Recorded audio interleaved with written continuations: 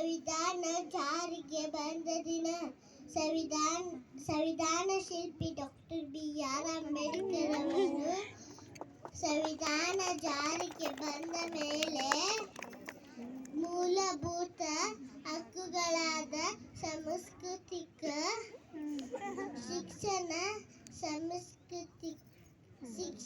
ಸಮಾನತೆ ಸಂಸ್ಕೃತಿ ಮೂಲಭೂತ ಹಕ್ಕುಗಳು ದೊರೆತವು.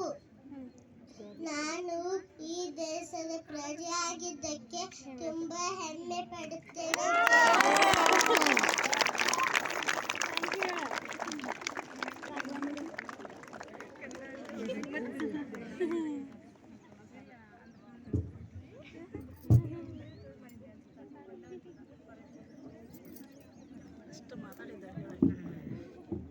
ಲಾಸ್ಟ್ ಬಾರಿ